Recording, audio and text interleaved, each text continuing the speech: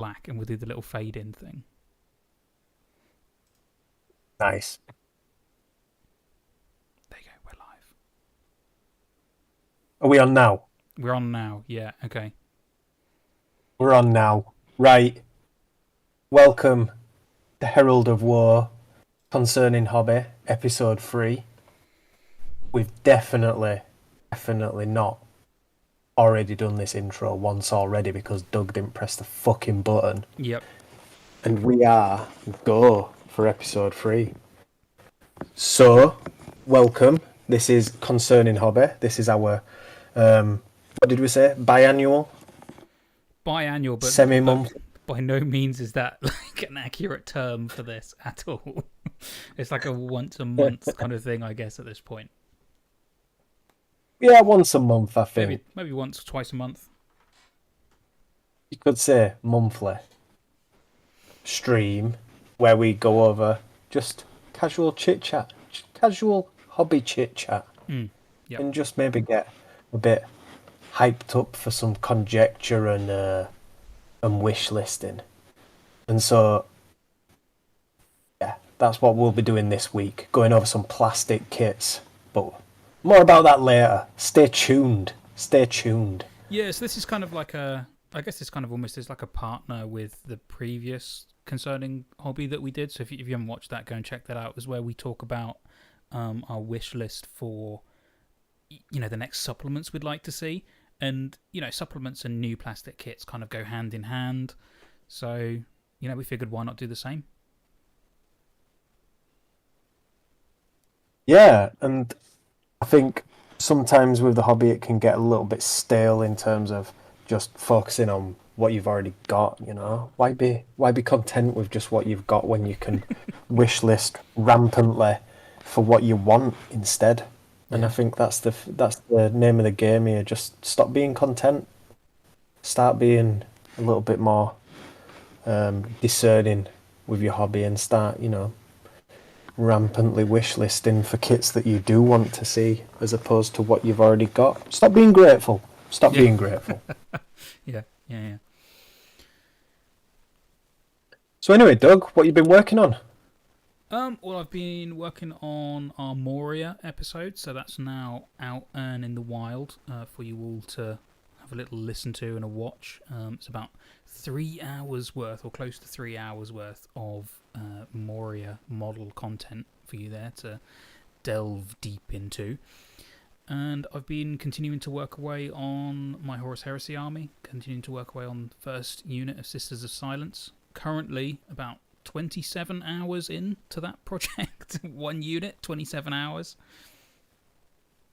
That's the way to go. Slow and steady wins the race when it comes to that sort of stuff. Yes. I've still got plenty to do. I've got to finish off the heads. I've got some weathering powder stuff to try out. I'm taking a bit of a leaf out of, I think, Midwinter Mini's book, and I'm going to try making my own weathering powders. I thought I were the Yorkshireman. You tight bastard. Yeah. Yeah, I brought some pigment stuff, and then I started looking at the cat litter the other day, and I was like, that's the perfect colour that I want. And I haven't quite brought myself to the point of crushing up cat litter to use as modelling weather powder on my models. Clean cat litter. Yeah. So it wasn't the brown part of it, was it? No, nor the yellow. Oh, that's vile. My biggest fear is that he's going to come along and he's going to sniff the models afterwards and then just, drop something on them. Absolutely. Ice them like a cake. Yeah. Virus bomb them. Like Istvan 3.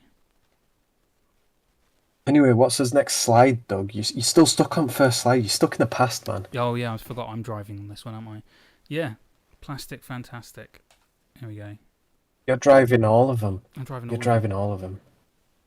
I don't do tech.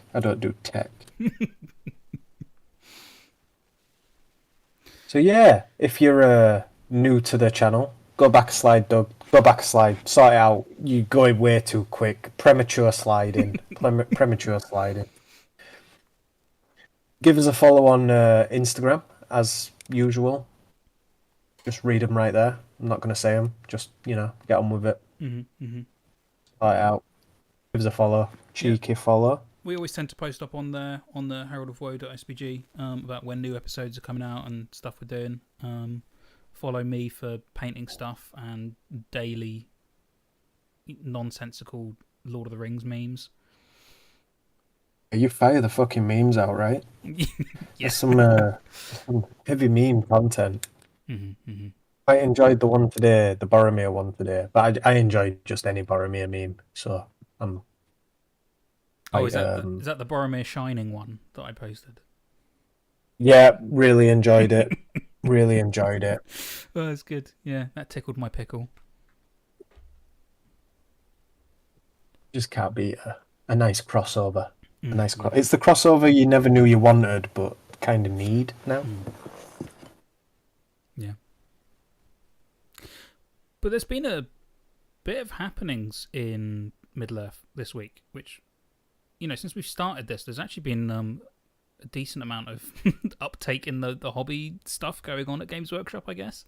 But we've had an FAQ drop, haven't we? Wow, big news, right? Oh, massive, huge. It's absolutely changed the game. Want to talk about it? Yeah, well, I mean, there's so much to cover. I don't. Very. I mean, listen. Very little. Really. If you like the Dragon Emperor, buy the Dragon Emperor. I mean, who cares?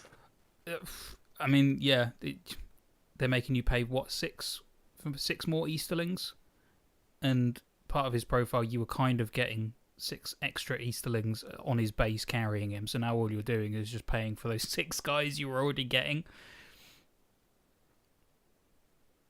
I mean, words can't describe how little it affects anything I would do for my Middle-earth hobby. It just does not affect anything. Keep hobbying, keep having fun, keep buying the models that you like, and the gaming will follow. Yeah.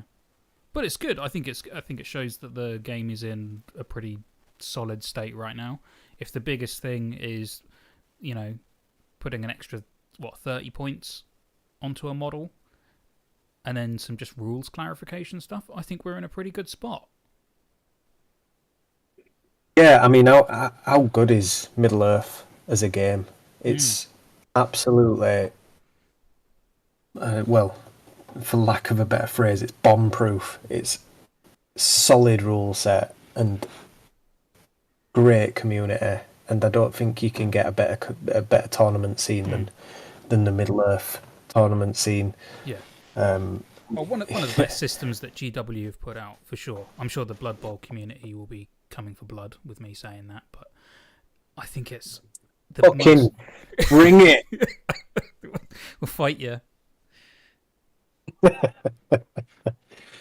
Yeah, but I mean, it's like I said, testament to how good the game system is. I see a lot at the moment about how, Legions Imperialis is dead and the old world is dead and all this sort of crap, and Middle-earth just chugging away, right? Just keeping going, keeping at it. Yeah. It's a funny. But anyway, yeah. Enough about the fact, because I don't give a fuck. Yeah, that was pretty good, right? Fuck off. Yeah. Yeah, that's what people come for. What you been working on? What you been doing? So aside from the Sisters of Silence, I have been doing some Lord of the Rings stuff. I've continued to work away on Radagast and Bayon, ready for Radagast's alliance. Already got my eagles all painted up. I just need to get, the main man himself done. The rabbit sled, him on foot, the version of him that sits on top of the eagle as well. Yeah, how are you finding the model then? It's all fine cast, right? It's all fine cast, yeah. Actually, it's the quality's really good. I found no problems with it at all. I mean, obviously, aside from having to build the sled itself and having to, straighten, rebend stuff or whatever, that's really the only kind of, for lack of a better term, heavy lifting with that kit I've found so far. There's a really, really nice amount of detail on them. Yeah, I'm surprised by that. Like, it's such a thin. It's got so much thin details on it that you'd think it would be a really, um, it'd be a prime candidate to be a pile of shit, Yeah, basically. yeah. I really thought the rabbits were going to be a lot worse off than they were, but there's basically no bubbles on the one I've got, so I must have just gotten a really, really good one. Yeah, either that or GW have sorted their casting casting process out, which would be, great. It'd be positive news, right? Yeah, yeah. Be really, really good. Yeah, and you've been telling me about a little tournament that you've got prepped.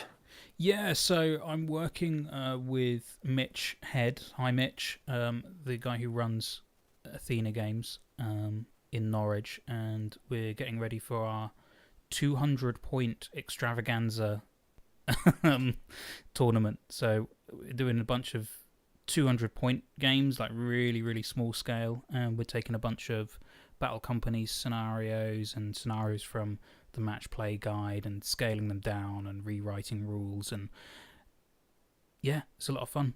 It's a lot of fun, actually. When you told me about the stuff that you've got planned for it, and initially you said 200-point event, and I'm like, fucking, I'm not driving 4 hours for that.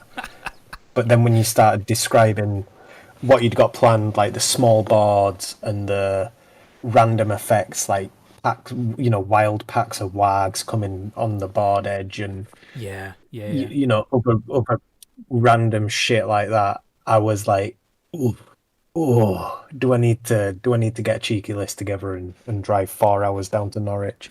It's going to be like I mean, the answer effectively was beer. no. Yeah, it's a long way. It's a long way for you, I know. It's effectively going to be like beer and pretzels, Middle Earth, because everything's going to be on 2x2 boards, so 2 foot by 2 foot, absolutely packed with terrain. So we're going to be making a lot of like climbing and jumping sort of rules, and there's going to be terrain everywhere. And then, like you said, we're going to have like random effects on tables. So we're going to have like meteor strikes. There's going to be earthquakes. There's going to be weather. We're going to have a storm that we're probably planning that's going to move from one side of the room to the other throughout the course of the day. It's going to be a lot of fun.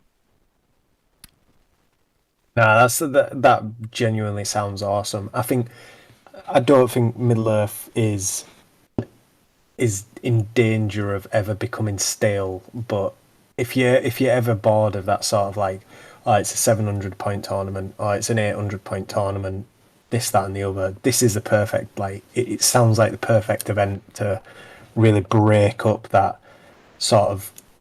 I won't say it's monotony, because for someone like me who rarely gets to play events, it's not monotonous going to like a 700-point event. But for those guys who are doing tournaments week in, week out, I can imagine something like this would be really, Mm. really refreshing and cool. Yeah, and that's the point. So, like, the game itself, we've not had a lot for a long while, so we sometimes need something new to kind of just shake it up and just make the local scene a bit more exciting. And, I'm hoping that this is something that's going to do that. It sounds cool. Cool. I mean, yeah. See, I refrained then. What I actually want to say, it sounds cool as fuck, Doug, and it sounds really cool. And we've got one comment. We must have at least one listener because we've got Dan Maskell in the chat asking if I fancy a road trip down to Norwich. And yeah, I kind of do, Dan. If I'm honest, yeah. Mm. Maybe I'll fire you a message afterwards, and we'll try and figure something out because it does sound too good to pass up. I can't lie. 200 points with like random board effects and like boards stacked with scenery.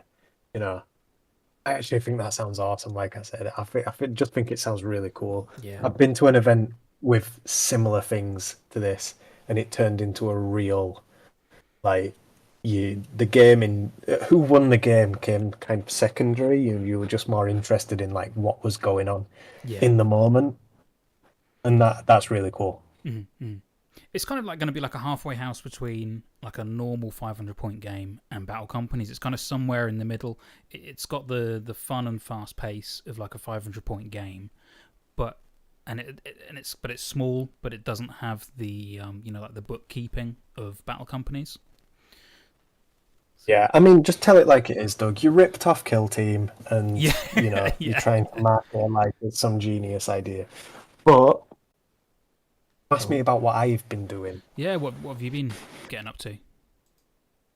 Well, I'm glad you asked, Doug, and I'm glad that it was unprompted and came from a totally natural place, and I Yeah, didn't have to push you on it whatsoever.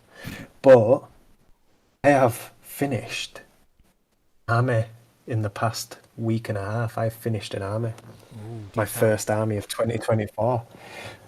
It is Numenor, and it is an entire backlog project. So it's entirely comprised. It's 600 points, Elendil, Isildur mounted and on foot, and a bunch of warriors of Numenor, entirely comprised of models that were just lying in a box downstairs, Yep. waiting to be built and painted. Completely out of the backlog. Completely, you know, cost me nothing. Cost me nothing but time and effort and Yep. elbow grease and sweat and tears and blood. Those are the kind of projects we And love, though. I'm pretty chuffed with it. I'm pretty chuffed. Took a single photo of it and then stuck it straight in a box, and then I'm pretty happy with it. Oh, bring them down to my tournament. Bring them. Yeah, well, we shouldn't have talked about it too much because now I'm getting pretty keen and I'm now thinking about what I can bring down to Norwich. But Yeah, yeah. yeah, yeah. So that's what I've been working on. Awesome, awesome. It's so nice just getting stuff out of the backlog as well. Like I did it with my orcs as well for Barad-dûr, and I was like, right, I've got this pile of orcs. A lot of them are in bits where they've been used for like conversions and stuff of other projects. Let's just put a load of them together, paint them all up, and see what we've got at the end. Yeah. Anyway, hey Doug, we've got a second member of the chat. That means we've got at least two people who are watching the stream. That's quite good, right? We're pretty much making it big time. Matt Hudson in the chat telling us we're on the big telly. Nice, nice. All Oh, right. Pretty sure he's over in Lancashire way, so big telly's probably like a 19-inch Matsui oh, in. jeez. Are you looking to ignite that Yorkshire Lancashire rivalry again, Max? Yeah, we all enjoy it. We all enjoy it. I mean, some of us don't. He's doubled his numbers. He's giving us shit now about his bloody viewing figures. Sean Clark's joined as well.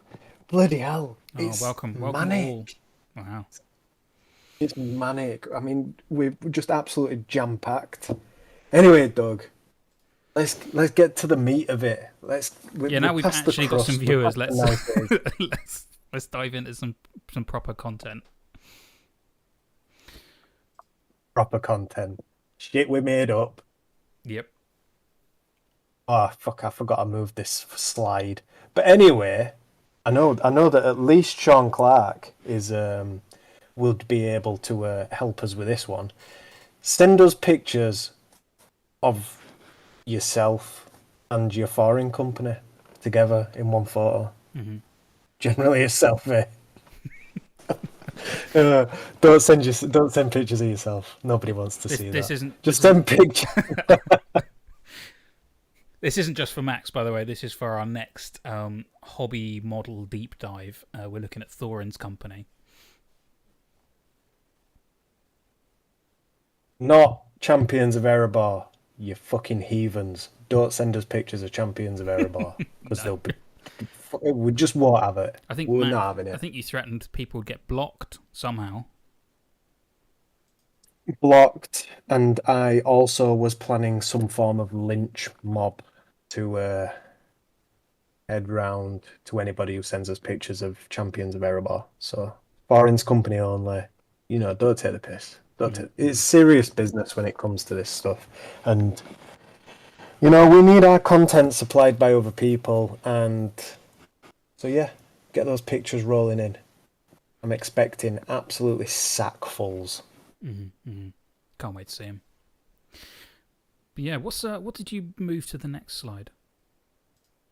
It says, Let's find out, Doug. ah, Ah, sneaky. it's top 5 plastic kits. A wish list by Mm, Herald of Woe. yes. So, seeing as though we've got like 3 people watching, feel free to comment. Feel free to comment on your top 5 plastic kits or just your top one. Don't worry about it. Just, contribute. Yeah, and tell us if our ideas of plastic kits are shite. Tell us if we've got it completely wrong. Well, we've not, Doug. I mean, obviously, we're 100% correct. Our hobby critique. But yeah, I mean, similar to our episode last week, or the week before, or maybe the week before that. I can't actually remember when we did it. It's just a bit of fun. Our top 5 plastic kits that we'd love to see. Obviously, the little article that GW kicked out kind of got everybody a little bit buzzed for the hobby and feeling a bit more hopeful about releases for 2024. And so we might as well have a bit of fun with it. Have a little bit of a play around with it and a bit of wish listing. Never anybody did it. Yeah, 100%. So let's kick it off, shall we? So in like no particular order, we've got 5 each, so we've got 10 kind of to go through in total. Let's kick it off. So this is what starting off with one of mine. So I've got 2, and this is the first of them. They kind of go hand in hand, but a new plastic Rivendell Elves kit that's separate from Men of Numenor. I think I said before on our previous concerning hobby that it is a little bit weird that you've got these 2 separate factions. Yes, they do fight together during the battles of the Last Alliance, but I think they're the only kit where it's 2 factions combined. If you want to play Numenor, you've got to have all these Rivendell elves you've got to buy as well, and if you buy Rivendell elves, you've got to have all of these plastic Numenor, even if you don't want to play with them. You've got to maybe split it with a friend or something. But this kind of comes on the back of the new plastic Elrond, the new plastic banner bearer that we got in that same kit as well. I'd just like to see a bit of a refresh for the Rivendell elves, because they are a pretty old kit. Yeah, and I mean the banner bearer that came in the Elrond set was stunning, absolutely stunning. I saw another picture of it today, painted up next to the normal Rivendell elves models, and it takes it takes a lot of effort or a lot of talent maybe from the sculptor to make something that looks so good and so stand out while still fitting in perfectly with the shitty old Rivendell elves. And I say shitty old Rivendell elves, I actually really like the models. I think they look really great. I think they're a little bit too slender and skinny and monopose, but in general, I think the detail on them's great. You don't have any of those horrid, on plastic kits, you can sometimes get those areas where they've like completely lost the detail. Oh, like the smearing kind of It's effect that happens, yeah, where you've got big areas of Yeah, just flat cloth that just looks kind of weird. yeah. I don't think they're a victim of that. I think they're really solid dolls. And to have the new banner bearer look so great next to them, even though it's complete, like the detail in the armor is like another level. I think shows like a really good job by the sculptor. So I mean, it's such a shame they don't tell us who sculpt these things anymore. But that is a proper top-notch model, and Yeah, it's I think made everybody who's seen that model like a little bit curious as to maybe when we'll see a new Plastic Elves kit, or if we'll see a new Plastic Elves kit. It yeah, certainly got me, you know, eyes widened as soon as I saw it. I was like, ooh. yeah. Like the models still stand up. I just think we look at that banner bearer. I mean, you even look at the the metal slash fine cast spearmen with shields, and the detailing on the armor is so nice compared to the just smooth panels of the plastics. And I just want to see that kind of detail brought onto the swordsman and the bowman as well. I agree. I think obviously the monopose sort of element of it affects that as well. Yeah, So if the Galadrim kit is a really good example of that, how they took the normal Haldir's elves and then started adding a bit more pose variety to it, and yes. you've got something that's you end up with a lot more dynamic models inside there. Mhm. Some of the poses are hit, some of the poses are miss, but Yeah. I find that's the same with every plastic kit, though. To be honest, I find that there's most of them will kind of, I yeah, really like them, and then there's just the old one that it's like, take it or leave it.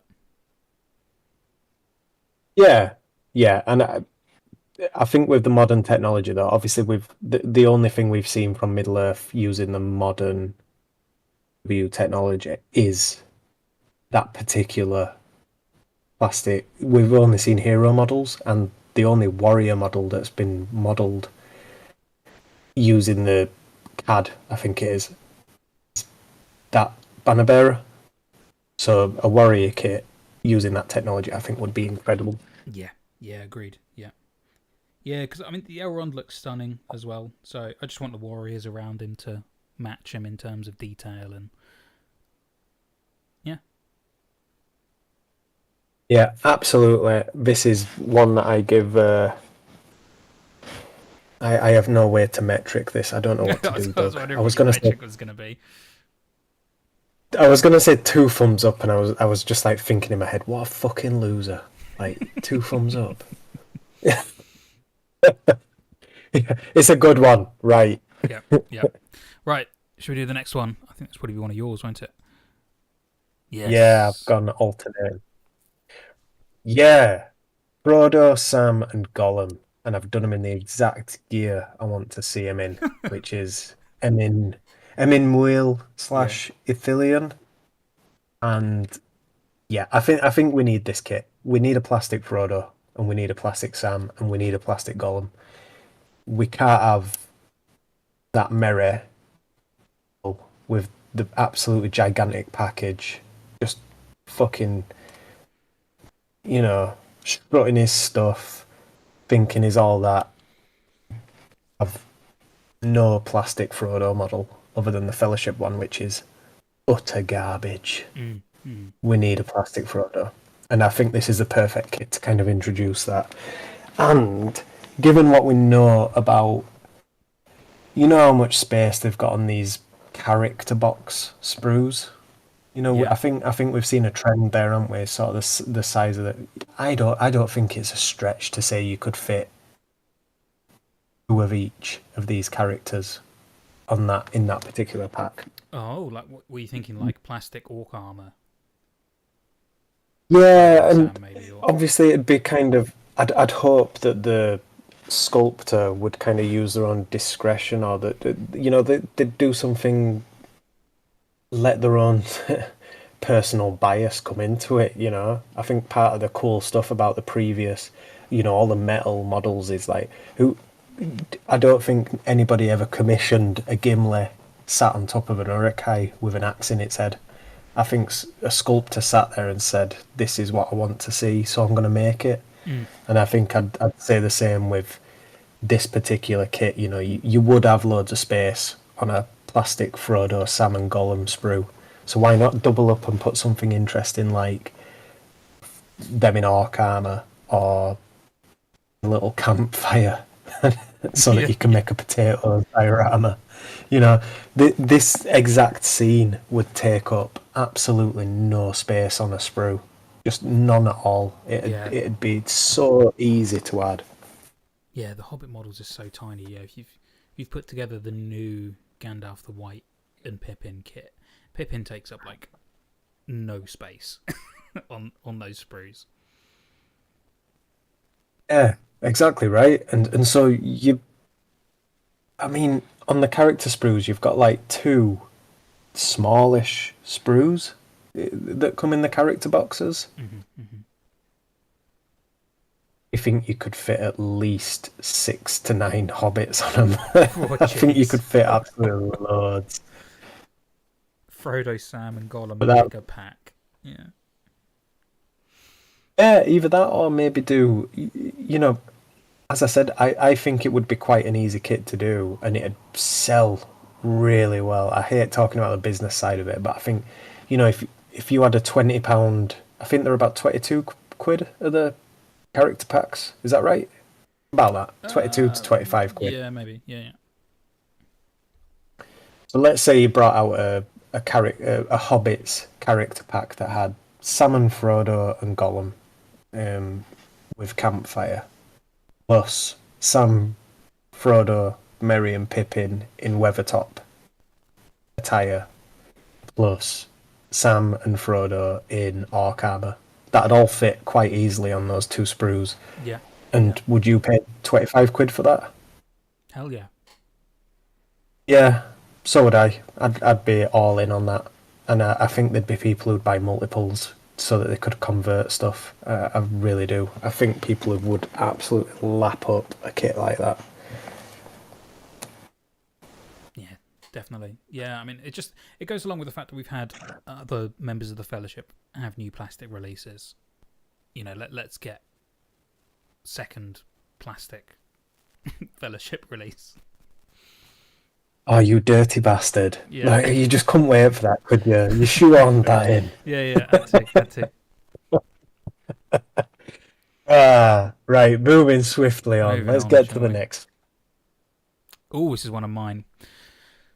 So, I've painted up Sauron fairly recently. Well, last year. Back end of last year, I finished painting my Sauron. And whilst it was fun to paint, I find that the kit is a little outdated now. I think it could do with a bit of an upgrade.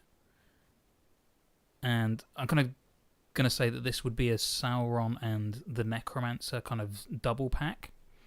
So it's a kit that would allow you to build either of them. Yeah. Yeah, so you'd be looking at like a Treebeard size box, maybe. Probably. Yeah. Yeah. Yeah, like a Dark Lord double pack. Hmm. Yeah, because the metal necromancer model, I know it comes with its own set of woes with the gap filling between the front and the back. It's a bit of a pain. Not had to do one myself, but I've seen plenty of people on Middle Earth groups complaining about having to fill the gap because it's huge apparently. And then What on the Necromancer? on the necromancer, yeah. Uh, I mean, how was I yours? didn't find it too big. Yeah, I've got both, and I've actually got I've got the Metal Necromancer, Metal Sauron, and then Finecast Sauron. The Finecast Sauron is shit. It's riddled with air bubbles and just a generally poor conversion from metal to Finecast. So Yeah. buyer beware on that. I mean, the one saving grace is, as always, GW will sort you out. So, like, if you buy it and it's riddled in these air bubbles, you can always try your luck and get a second one, most likely. And so you should, because the quality of it's shit, and it's like a 30 quid model, and so it should be top tier. 100%. If you can pick up a metal one, I would heavily recommend it because it's just an absolute lovely. I didn't find there was an error like any problem with my metal one. It's just a really nice sculpt, solid wedge, It's a and just a nice. big wedge. I think he could do with just a new sculpt is all. I remember I showed my paint job to the wife, and her first comment was like, "Oh, he looks a bit fat, doesn't he?" I was like, "Ah, okay." Fat shaming Sauron. Fat shaming Sauron. He does look a bit chunky in his armor, actually, to be honest. It's the way that the robes It's the- kind of flow over him, I think. I mean, I absolutely love the model. Simple as. I think it's great. I think it's a really nice model. It's just, can you imagine a more dynamic pose with him when he struts out of the Mount Doom and just like twats about 30 elves out into space? Yeah, that's what I want to see. Yeah. Not like super, super dynamic, though, because he's very much like. He's quite arrogant, I feel. Like, he wouldn't be like twirling around like Thranduil or something, but, you know. Well, I mean, I always loved the pose of, when he in the beginning where of the Fellowship where he's stood in Mount Doom after he's just forged the One Ring, holding Mm, it up. yeah. I Yeah. think that'd be an awesome pose, just an That'd be a. absolute power pose. That'd be a lovely one to have. Yeah. Yeah, agreed. And And then when then, it comes to the Necromancer, yeah, when it comes to the I Necromancer, um, I'm kind of two minds. I do like the old style, like the classic look from the old school Fall of the Necromancer source book, but I also like the new rendition that they did in the Hobbit film as well. I don't know whether like there's a way to combine them or just I don't know. I'd like to see what they could do with a Hobbit visually, like how it looks like in the Hobbit films. I wonder, and obviously, this is rampant wish listing, but I wonder if you could use maybe a dark, smoke tinted, clear plastic for it. Almost, yeah, with like lots of negative space, like what we've seen on the new King of the Dead model. He's got like a lot of negative space in him. Yeah. Um, yeah, I just think that they've got the technology now to do something really cool and interesting like that, and I'd love to see it. Yeah. I think that'd be awesome. I think that'd be really cool. Yeah, and just like make That's his yeah match him to the rest of the Nazgul of Dol Guldur as well. Um, yeah, I think that could be yeah. So that'd be really fun. I think. interested. So I thought it was quite an interesting question on the last one. So you've got Sauron, plastic sculpt with, and like a nice power pose. You've got a necromancer sculpt with like lovely negative space, and they're both coming in one kit. Go on, how much would you pay for it? What would you say you would be your limit on that kit? Oh well, if we're saying a Treebeard size box, then how much does Treebeard go for? Like 36 or something? Yeah, I think it's something like that. Yeah, I think I'd be prepared to. Oh no, Treebeard's 50. Jeez. Yeah, I mean if they're absolutely top quality, I'd pay 50. Yeah, if they've got the size and if they've got the potential to be that sort of standout centerpiece model, Yep. and you're getting two of them, that's the key thing. You're getting two of them. You're getting two, so each one's like 25. So that's in line with other character kits. Then yeah, I'd pay 50 for a Sauron Necromancer double pack. Yeah. And on the flip side of that, Doug, if you split them down into two kits, I'd pay 25 each for one in a heartbeat. Exactly. Yep. Yeah, same. I think that's a no-brainer. Yeah. Who have we got next then? This would be one of yours. Let's see. Ooh. Gandalf the Grey. This is, I think, like there should be a whiteboard in Nottingham that's got this fucking written on it saying that we need this in plastic because I think you need the big man himself, Big Daddy Gandalf, Yeah. And bringing the heat. would you have him with the cart? Would you want a plastic cart? I think if you have him with a cart, you're looking at a Treebeard size box, Okay. Yeah. which we've just talked about 50 quid for a Treebeard size box. I'm leaning towards it, I'm leaning towards that. How much is the Gandalf foot mounted and on cart at the moment is, I think, I think it's around about that much, isn't it? It ain't cheap. It ain't cheap, I don't It's think. 50 as well. It's 50 as well for him on foot, on the horse, and on cart.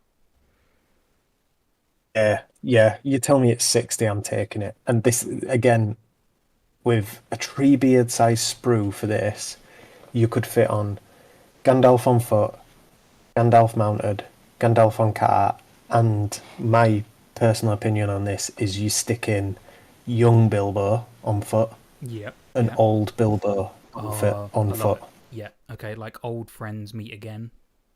Like that old kit. Yeah, there is no way that that would be it's two small Hobbit figures on that sprue would be nothing. Oh, It'd they, be yeah, no space whatsoever. no space. No, no, the bases take up more space than the Hobbit. Yeah. And that again is if I've ever been told a kit is a bargain with GW pricing, 50 quid for young Bilbo, old Bilbo, Gandalf on foot, Gandalf mounted, and Gandalf on cart, Mm, plastic. Holy shit! I mean, I'd yeah, buy three. I'd love it. I have one request for your wish list of this kit. Could we get alternate like staff tops so that you could have before it gets destroyed by the necromancer, and then when he gets Radagast's one? I put it past the board, Doug, and they've declined it. It's a fucking Declined. ridiculous request, and there's no chance. It's a fucking wish list. Yeah, of course we can have that. But yeah, it's funny you should say that because yeah, I was thinking you could possibly even have um, certain details on Gandalf that puts him both before Hobbit, after Hobbit, and I think that'd work really well. Mm,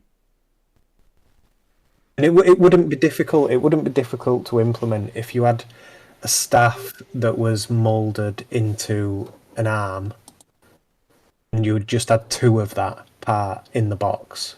You know, yeah, one staff pre-Hobbit, one staff post-Hobbit, and then had Glamdring, you know, an optional part that could be glued on. yeah, yeah. Easy, easily. Oh yeah, they can easily do it. Maybe Modern tech now. So. with hat, without hat. Oh boy. I'm always leaning more toward. I always prefer the models where he's actually got the hat on. So Me too, because it's such an iconic part of his description in the books that you have to have that I think they, iconic hat. But I think they could easily do it where you can have a hatless version. You just the shape of the hair is just kind of indented onto the inside of the hat, so it's easy to stick on. the thing is, I don't know if they realize. I think they probably do. So my shameful secret is the Witch King came out and it had 2 to 3 poses in that box, right? Mm-hmm. I bought it 3 times because any time I saw it come up on eBay after it came out with the Mordor Battle Company, Battle Company, Oh yeah, the battle yeah, host. Battle Force. Is it battle force? Yeah, yeah, Whatever it was. Yep, yep. yep. I was like, you know what? I've got 2 Witch Kings, but I could have a third, and I could model him like this with a slightly different alternate pose. And I did exactly the same with AMA. I ordered 2 of him because Yes. I Oh, thought, I remember you doing that. Yeah, yeah. do I want him with spear, without spear, with shield, without shield, with helmet, without helmet? I love these options, and all it does is make me think, maybe I'll get 2, and I'll paint one now, and then I'll paint one later, try and do a better job or something like that. And yet, it's shameful. You know, Have you not terrible heard of? Yorkshire. Have you never heard of these things called magnets before, Max? I am not magnetizing models like that. That is, it grosses me out. Yeah. People who like magnetize arm joints and head joints, Oh, and I they're ain't too doing it. small. I tried magnetizing some Harlequins once, and it ended horribly. Yeah, that sounds like a nightmare to me. But like, again, these models with multiple poses, just they're absolute. I love them. I love them so much, and oh, they're printing money. Imagine a kit that kind of implores you to buy multiples of it. And that's exactly what this would do. You Yeah. know, you have a Gandalf option with like 40 different staff options and head options, and suddenly you're getting people buying 3 of the kit so that they can have a Gandalf with or without hat. Amazing. It's Yeah. But yeah, so like I said, you know, for me, that as a 50 to even £60 kit with young and old Bilbo included, all in. I'm Yeah. buying that Yeah, I'd buy that. day of the week. 100%. And, you know, especially for the kits, like I've wish listed so far, you know, Gandalf the Grey and the Frodo, Sam and Gollum. There's diorama potential there. You can make a diorama out of these models and they'll look fucking sick, basically. Yeah, definitely. I mean, even just like recreating this little scene in front of us that we've got on the picture you've chosen, like just doing that. Yeah, absolutely. I mean, I'm looking at it right now, just thinking, yeah, we need this kit. Hmm. Frodo on bench, Bilbo on bench, even. Yeah, and you'd call it like, what do you mean, good morning? And that's the name of the little scenario. Ah, Yeah, is that is printing what you money. need. You are printing money because you're going to get a gaming set, you're going to get a Hobbit set, a Lord of the Rings set, and then you're going to get a diorama set just to paint up, and that's 3 kits right there, 4 kits right there. Hmm. Yeah, love it. All right, shall we see who we've got next? Let's go. Oh, this okay. This is one of mine. I guess in a similar vein to Gandalf, Azog with all of the options. So a plastic kit where you can build him with armor, without armor. You can build him with the stone flail. You can build him with the the sword thing that goes in his arm, with the hook thing he's got as well. All of the options in one kit. What do you reckon? With arm. With arm, yeah, with arm as well. So you could have him during the battle of what do we call it? As an Bazaar, that one. Anal Bulbar. Anal Bazaar. I think the only, Anal Bazaar. I think just bar the signal tower. The signal tower is its own beast, really. But every other option that you could get on his profile, put it in one kit. So you can build Azog for Azog's Legion. You can build him for Azog's Hunters. However you want to play him. I mean, as we've said previously, all the options, you are buying multiples of this kit. If this kit is 25 quid and has the options you need to build one Azog on Wag and one Azog on foot, but then all the options for those, you're coming home with 3 of them easily. Yeah. You will end up with 3 of this kit over the course of your sort of like, maybe we'll call it gaming career. You're going to end up with 3 of this kit. 100%. Yeah. There's just because the only one you can get of him right now is him on foot and mounted on the White Warg, but not with the heavy armor. And the stone Yeah, and one I was mean, a Forge World diorama piece with him against Thorin on the ice. And that was it for the armored one, I think. What other yep, Azogs have we had? none. And people buy multiples of the Finecast one, which is an absolute dog shit model. Mm. I've seen people with multiples of them, and you know you're shooting neckbeardy fish in a barrel with this. You are. I don't collect Gundabad, but I would be very tempted for an Azog model if it came out. Yeah, I'd be like tempted for 2. the only thing that puts me off doing one of these armies is the fact that I can't get him in the heavy armor. I'm not a massive fan of the previous Azog models they've done, and it's just I'm buying one kit and I'm not even getting the options that I want. So, Well, Doug, what else puts you off this particular army are we alluding leading to in your leading next? into We're our next leading into the next line? one. All right, let's go for it. Let's, let's do it. Gundabad Orcs. There has never been a worse warrior box set than this. I don't Wow. think. Oof. Go on, what's beating it? Oh, I don't. I'm not a massive fan of the plastic arable dwarves, but anyway, we're talking about Gundabad orcs. I mean, have you held these, in your hand and looked at this bruise? I actually haven't. No, they're all fine cast, aren't they? Yes. And there's how many? Is there six different poses? There's three with swords and shields, and there's three with spears. Yeah.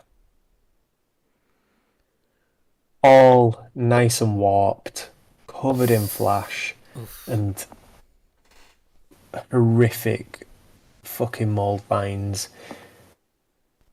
Just, they're not worth. You just. There is no way, absolutely no way you are looking and at buying. I think a warband of these costs 50 quid or something like that. What I'm for going to take a 12? look right now. For 12? It might be 24. Let me just have a look.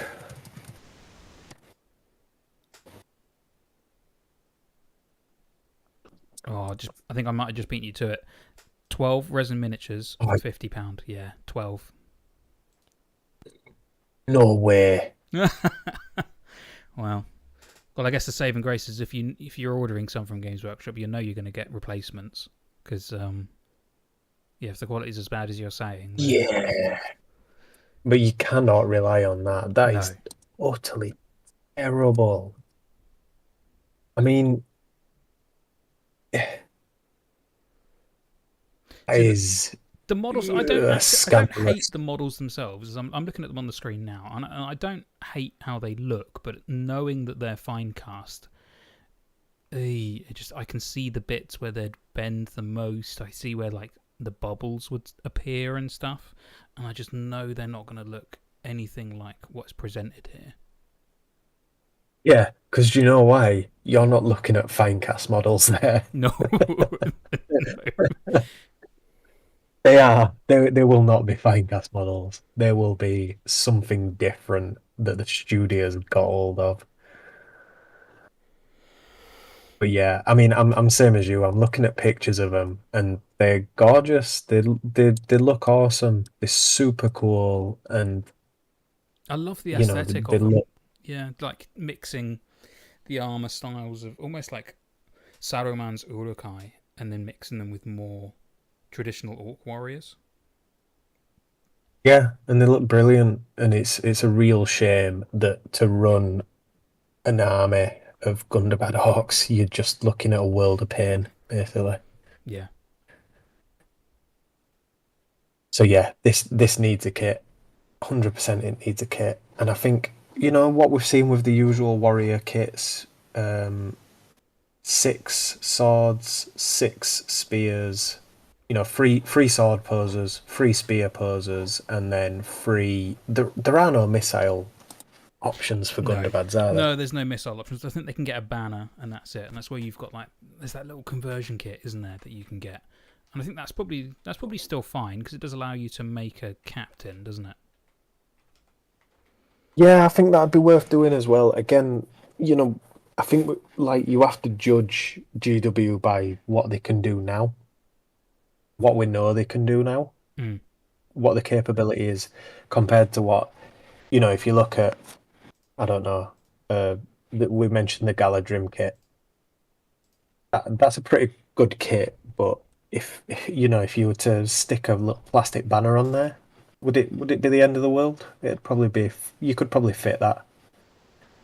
Yeah, Same goes for the Gundabad's. Fit maybe 1 or 2 weapon options in there so that you could do a little bit of a conversion and have a captain there too.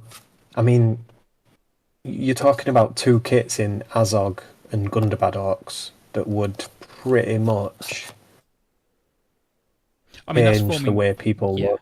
I mean, you need a bunch of these to form like a infantry backbone, really, if you're going to play Azog's Legion. Yeah, and anyone who signs up to, I mean, a friend of ours bought 24 Gundabad Orcs, and I looked at the sprues and I was like, you fucking hate yourself. Buying Gundabad Orcs is a cry for help. You need to talk. You need to talk to somebody and, you know, explain your emotions. It's effectively therapy required. Yeah. If you buy a box of Gundabad Orcs, you're basically claiming that you hate yourself.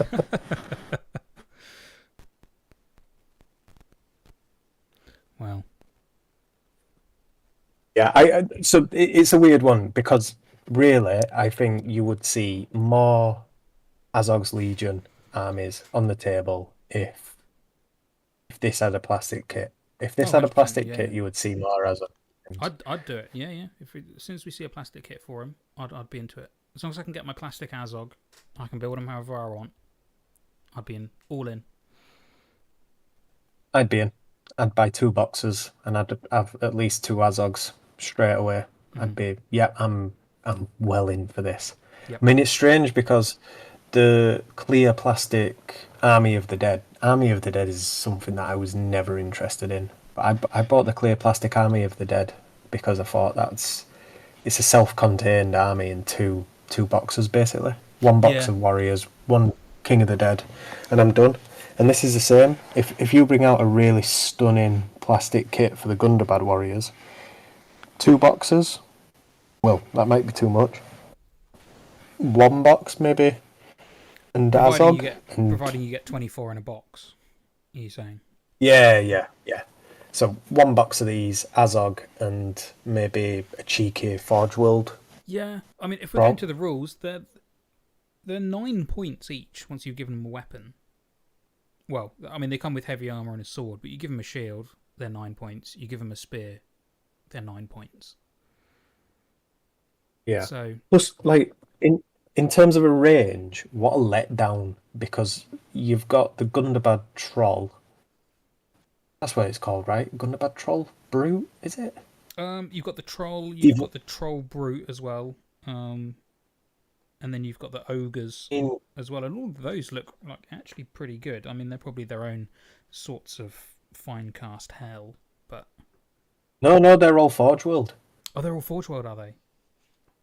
Yes, so they are Ah, absolutely perfect. They look great. They look really nice to work with.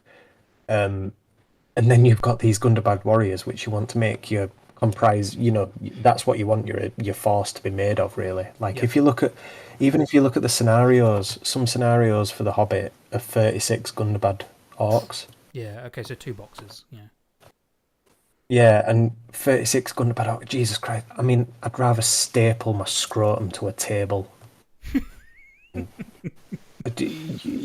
You would not want to do it. No, no, that'd be a real pain. Yeah. Yeah, that's a really good one for the wish list. Actually, a really really good choice. Right. Let's see who's next. Next. So this is my next one. This kind of partners with my very first one. Plastic Men of Numenor to go alongside a new plastic Rivendell Elf range. And if you haven't guessed already, yeah, mine kind of is themed around the Last Alliance supplement. Big wish listing. Yeah, this is another one I would 100% be on board with, even though I've just finished a Numenor army. I would Mhm. be a bit pissed off if this got announced anytime soon. I don't think it will be announced anytime soon. Yeah, But yeah, yeah, I'd be so on board with this. So on board with it. yeah. I mean, you just do your classic like eight with sword and shield, 8 with spear and shield, 8 with bows for a 24 pack. Absolutely. Yep. Four poses of each, looking super sick. Yep. Those absolutely gorgeous shields. Ah, you could model in, again with the technology we've got, you could model in the wood, Yeah. the sort of like wooden effects on the shields. Oh man, they'd look incredible. Hmm. Hmm. Yeah, I just think they'd look Uh, awesome because the ones they've got, they're not the most monopose out of that particular kit. I think the high elves unfortunately hold that honor. Um, but I think yeah, they do. They just need a little bit of a refresh, a little bit of a rescale as well. They are quite on the small side. yes, yeah.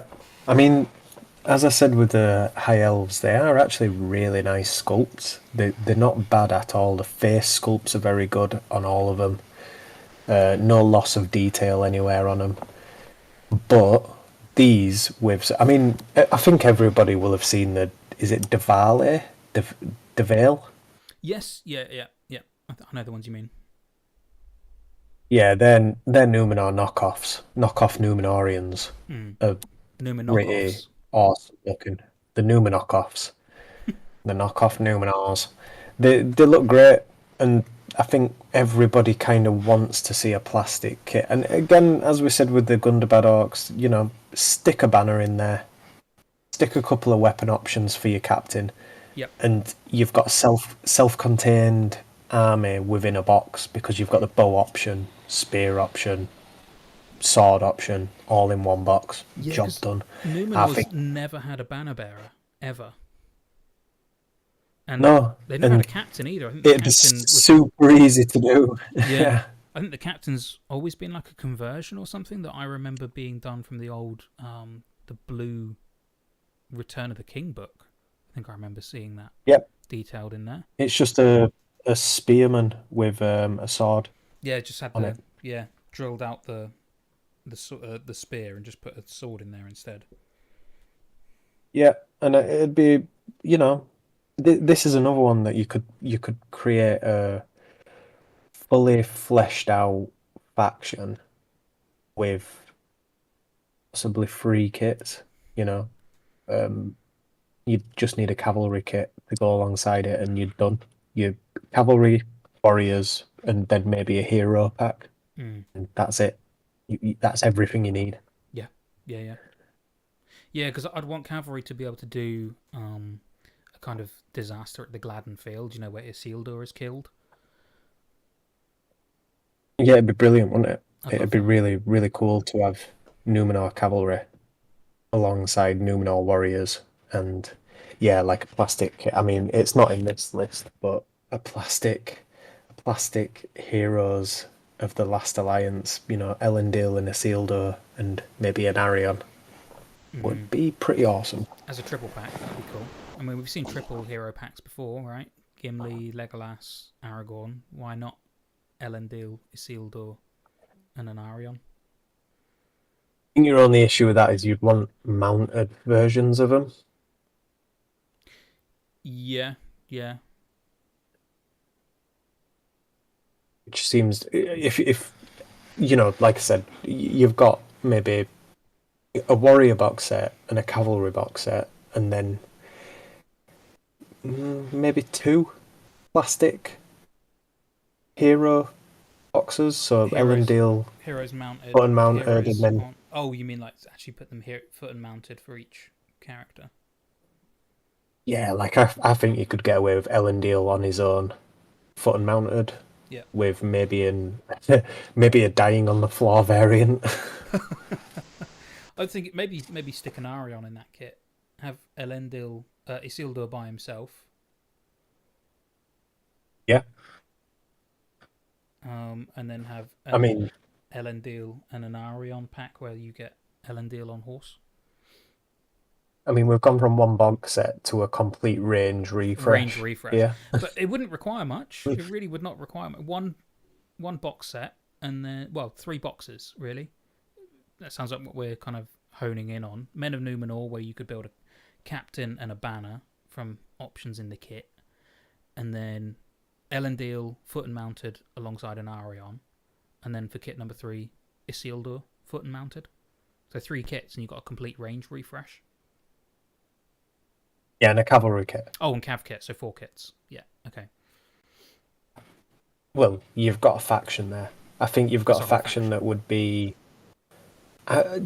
I mean, so last biggish tournament I went to was um, Scouring in Cheshire, maybe a year ago, and I don't think I saw any Numenor armies there. Yeah, that's a shame. But it's 800 points, isn't it? But I mean, you can get there because your heroes are quite pricey, but yeah, but what I mean is, so currently you've like I really like the Numenor models. Like I like the metal models. I like the hero models. I don't think they look too bad, even though they're some of the first releases for they're 20 plus years old. But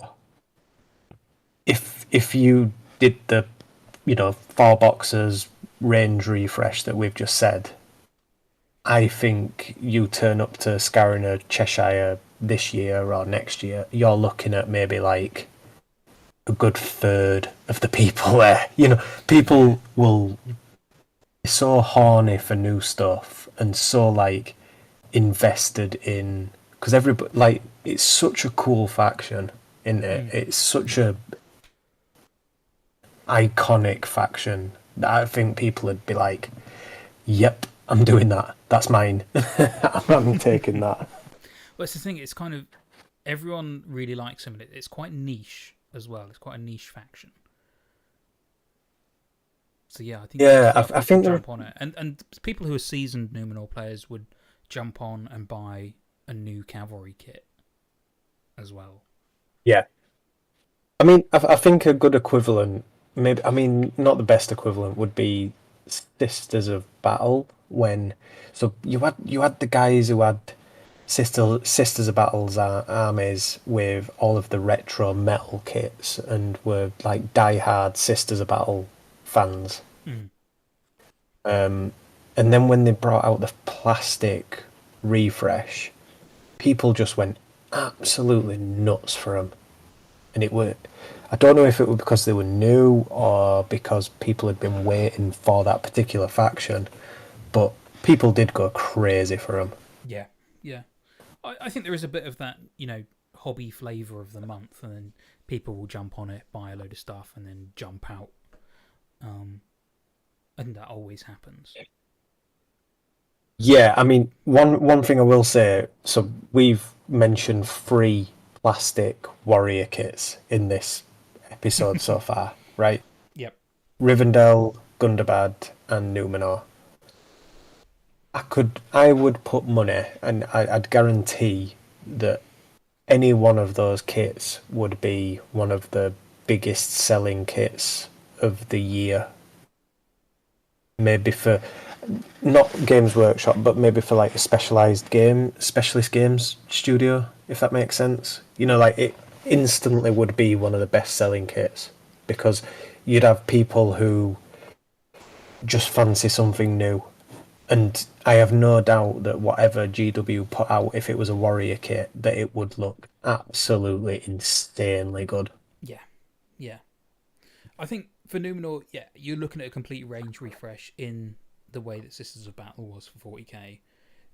Rivendell, it's kind of similar. It's kind of a halfway house between that and a range refresh, given that you're basically refreshing their entire warrior kits, bar their horsemen, which are actually really really good kits.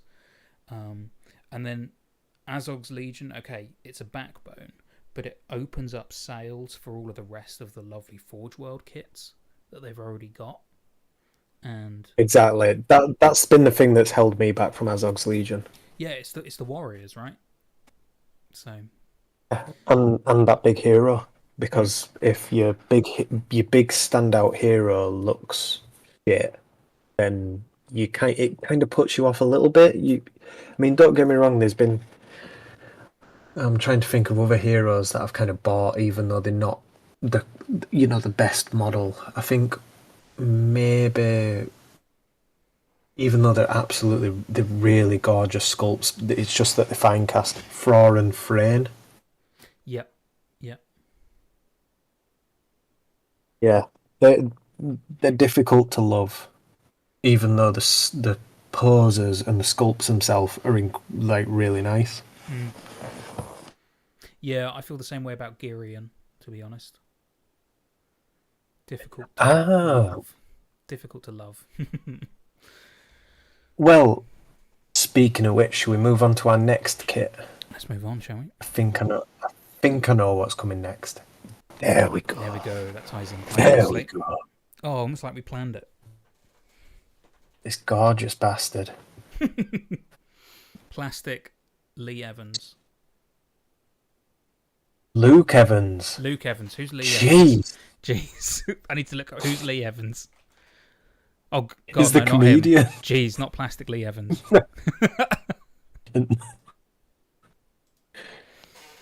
So, Plastic Bad the Bowman.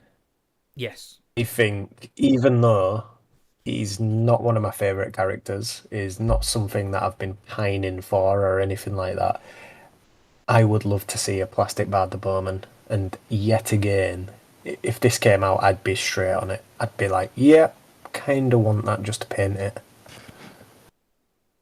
Yeah, I'm really surprised that he hasn't had one yet.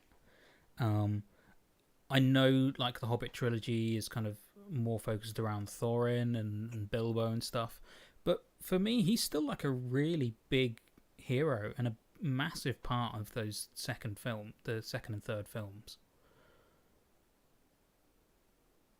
Yeah, and he's got a lot of potential, I think, for modelling. You know, he's you could make a really, really gorgeous model, I think, Yeah. using it, again, I'm talking about what technology they have at their fingertips now, but it does make a massive difference. You know, the Free Hunters that came out, God, 3 years ago, is it? Oh, roundabout. It's a while ago. It's a while, yeah.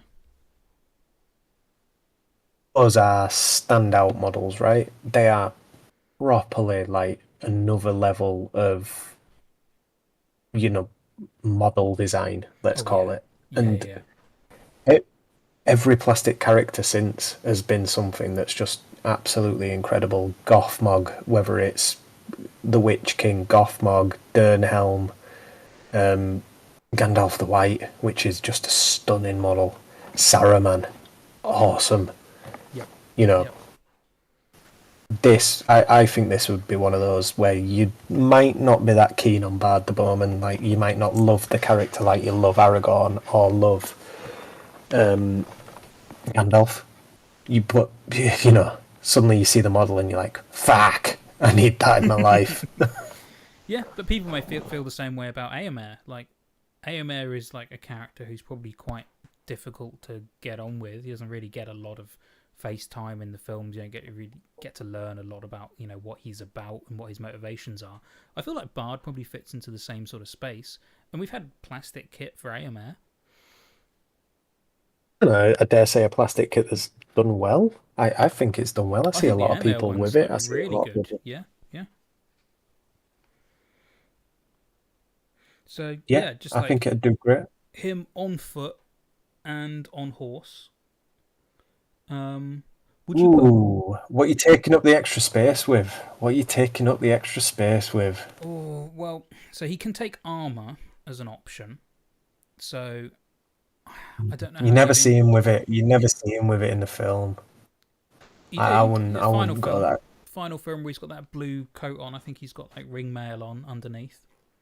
Ah, Um, right. Okay. Okay. um, you could just have him with a coat and have some ring mail as like an extra detail that you can glue on or something like an extra little part. Um, the You'd want him with sword or bow option, wouldn't you? sword or bow. I mean, he comes with sword and great bow, doesn't he? But you'd want to have him either armed with one of those. Yeah. So have Yeah. options for having bow in arm or across the back or sword in arm or whatever. Yeah. See, Um, I wonder whether already you'd, there, you've just sold me two sets. yeah. So, I wonder whether you'd have enough room for a wind lance. oof. Possibly. If not enough room for a wind lance, do you reckon enough room for the kids? Maybe the kids. Yeah. or secret, cheeky option number 3. Um, fuck, I've forgotten his name. It was the horrid Alfred. Alfred, stick Bard and Alfred double pack. Bard with cheeky Alfred in dress, double pack. Oh boy. Yep. Okay. Just Okay. Yeah. imagine that kit again Jeez. with done using CAD. Just imagine that kit and how good it would look. Yep. That's quite a sought after little piece, isn't it? That Alfred in dress. Oh, so Matt Hudson's chimed in. Someone's put 20p in, Matt. Bard could have a special model for the Wind Lance. The Ruin. The giant heart in Oh, is that front getting in the of way? Matt's comment on my phone. For fuck's sake. So Bard could have a special model for the Wind Lance, the Ruins, and Bane, like where he kills Smaug. Yeah, love it. I Just like mean, that bell tower. That would be awesome. that would be nuts, wouldn't it? That would be proper diorama like territory. Mm.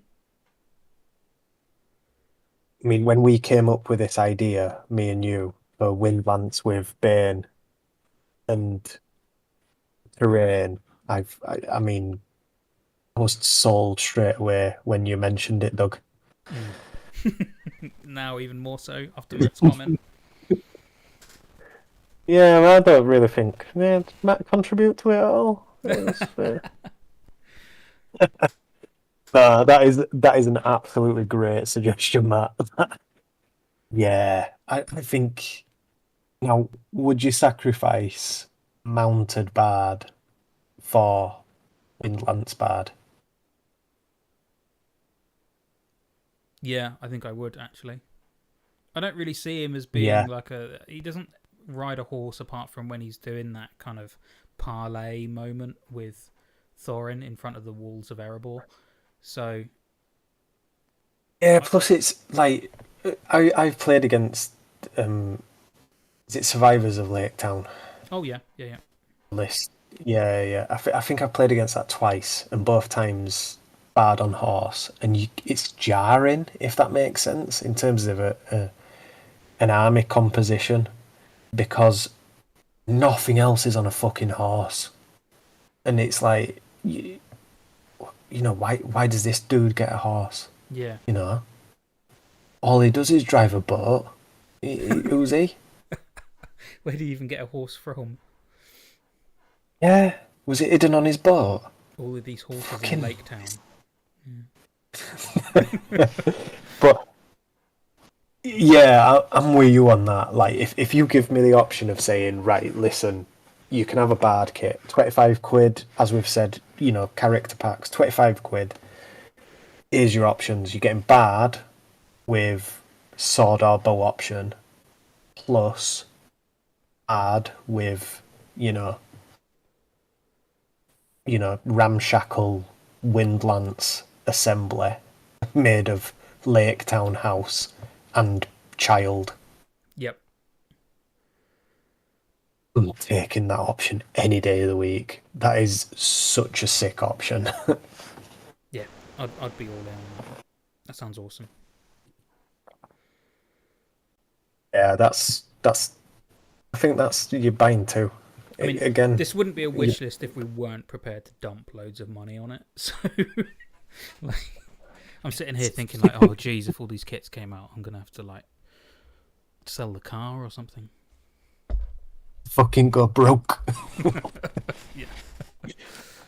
I will never financially recover from this. No. Yeah, good shout, Matt. I think you've nailed that one. That's kind of made me excited for a Bad the Bowman plastic kit that we're never going to get. Right. Next. Next one. God, Big that's man such himself. an aggressive. I absolutely cannot believe you have done that with that You like it? text. That is, it's so good, and it's Yeah, One does that's not fucking simply special. make a normal slide of Boromir. Well, I mean, it's the last slide, and it's the man, the myth, the legend. I mean, look at him, he's gorgeous. Plastic Sean Bean. And I'll get the name right this time.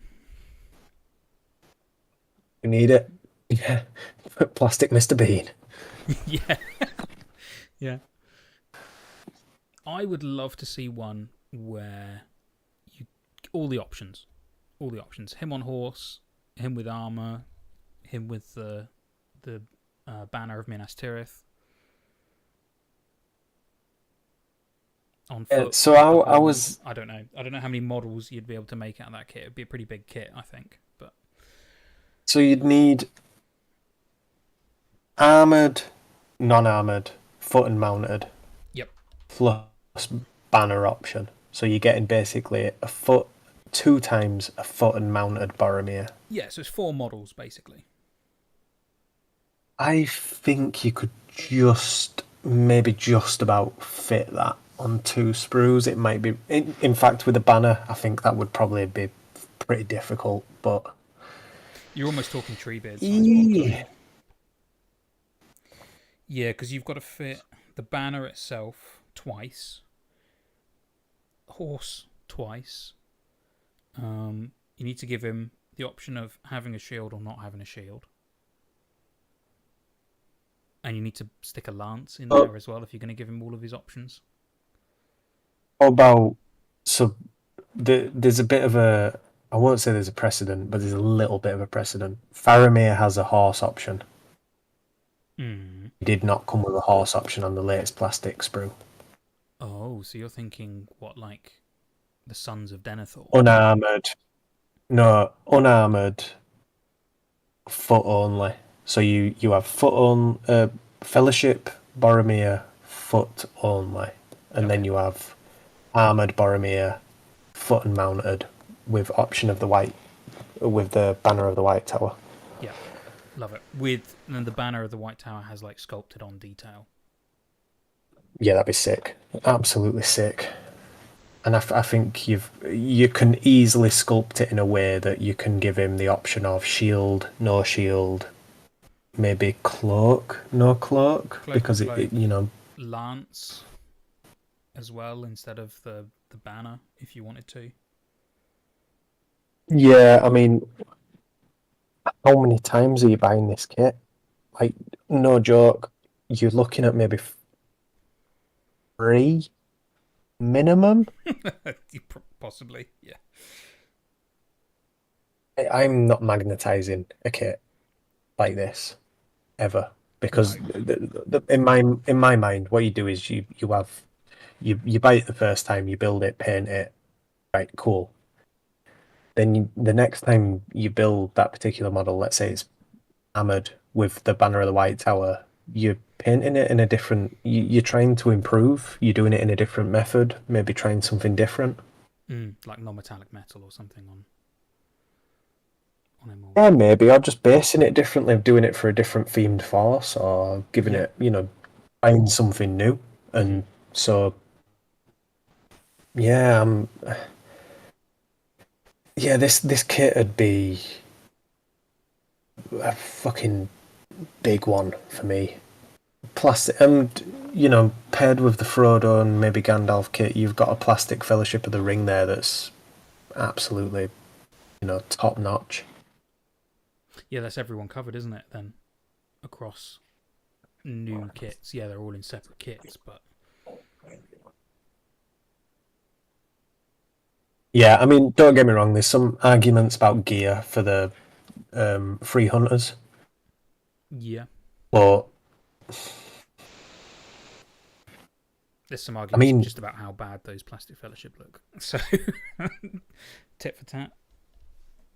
is that secret option 11 a full new plastic Fellowship? Yeah, I mean, I guess that's kind of the wish list beneath our wish listing, isn't it? Because with your Yeah, Gandalf it's all of option the and models your, that would allow us to.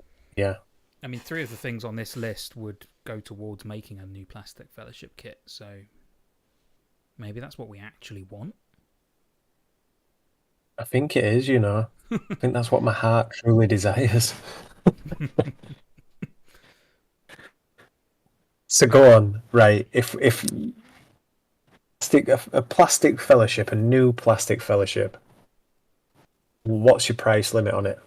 Considering so what we've seen from, Gandalf the White and what we've seen from the Free Hunters, you're getting sculpts on that level, but in fellowship Yeah, equipment and and but it's only and them on gear. foot, right? Is it from a particular moment in the films? Is it from Moria, I or is it from think something else?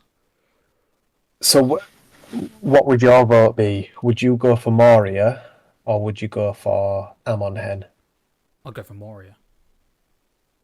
Yeah, I think I do too. I think I go for Moria so that you can have Gandalf involved, and I think you try anyway. If it were me sculpting it, I'd be like setting out with the intention of making a real standout kit. So I'd be looking at like, the base toppers, Yep. Yeah. Yeah. Moria themed base toppers, and yeah, I think I'd be looking at real dynamic poses.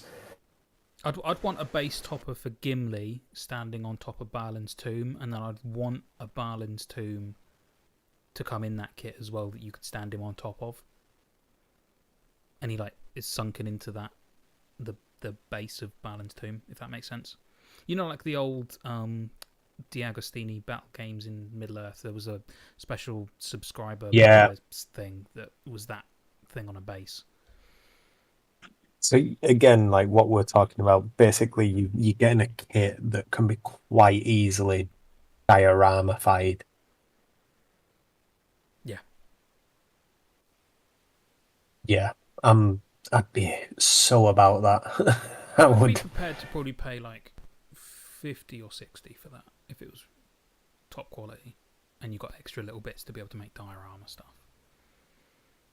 Yeah, because I mean, you're getting nine plus models in there that are all gonna be sculpted incredibly well. Yeah, yeah. This is You know, effectively the fellowship to end all other fellowships. Like they won't need to make another yeah, fellowship kit after this. yeah. This ain't testing out the capabilities of plastic. This is what you can do with plastic now.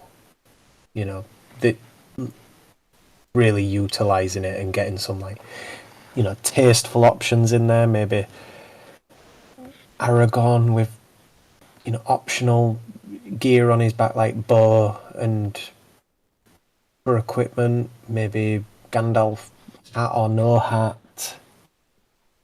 Frodo sword or no sword. Little things like that that you can maybe just vary it up a little bit. Yeah, yeah, Maybe like a cheeky option so that Legolas can have, one elven dagger out with a bow ooh, in the okay. other hand, or Yeah, yeah, yeah. Just little yeah, a options like cheeky. that, so you can. Yeah, okay. Maybe it's Khazad-dûm themed, but it's kind of almost like a build your own fellowship. It's kind of what we're going for as well, isn't it? If you want him to have his daggers out, and like we said, the Khazad-dûm thing would be a base topper, so it's all optional. So if you wanted to build them from another scene in the films, Yeah, so you can like do so quite for easily. example, Yeah, Gimli with the option of throwing axe or big axe or his smaller axe, that'd be pretty cool. mm-hmm. Um, if you could find a way of doing that, then yeah, I think there's a lot of options. Sam with or without frying pan, you know. Always with the frying pan. Yeah, every time. I think you could add real nice variation to the kit, and it wouldn't, like you've just said, 60 quid, 60 quid for it. I'd be. I think people would be really, really on board with that. Mm. Yeah, but is that it now? Yeah, Is that all of our wish listing done? Have we got any more slides to go through? that is our wish listing done, That is and it. Cool. yeah, and I think it puts us to nicer, quite a nice end point there, really, doesn't it? I Yeah. think the thing we want the most is the Fellowship of the Ring. I almost want to go and watch it now. Yeah, me too. Every time, every It time, doesn't every take time. much. Doesn't take much. But You yeah, mentioned thank you. Numenor, and I was like, I Yeah, need to watch the intro. I need to go and watch it. But yeah, thank you for everyone who's joined us on this journey through our wish list. It's been nice to have your comments and see what your thoughts on all of this is as well. Thank you for the lovely suggestions. Um, yeah, anything more to sign off with, Max? No, cheers for joining. If you've listened, I mean, this was never really planned as a live stream in terms of getting loads of people watching, but it's really nice when people do tune in. I think kind of the idea behind this was that we didn't have to do any editing afterwards. So yeah, thanks for joining. Thanks Cool. for if you've left a comment. It's really appreciated. It's really appreciated. Hope that it's been maybe a nice little soundtrack to your hobbying if that's what you've been doing. And yeah, hopefully you join again. Or if you feel like you've not had your fill of Doug's silky tones, Mm. maybe you could watch our Moria episode. Yeah, it's up on the channel now. It's about Oh, 3 hours of Moria goodness for you to all digest. yeah, and I think it's a pretty good episode, Doug.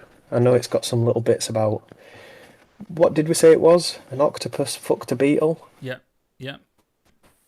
No Yeah, prizes for guessing what yeah. model that is. Sorry. Or maybe there is a prize for guessing which model looks like an octopus fucked a beetle. Maybe there is. Maybe. You know. Max is the one And offering that. comments.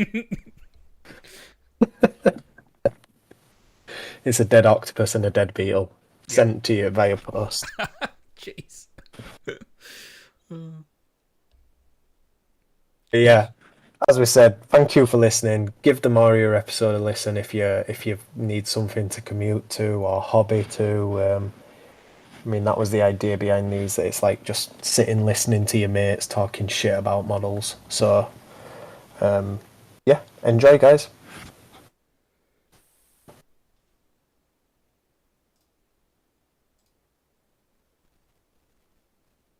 Done.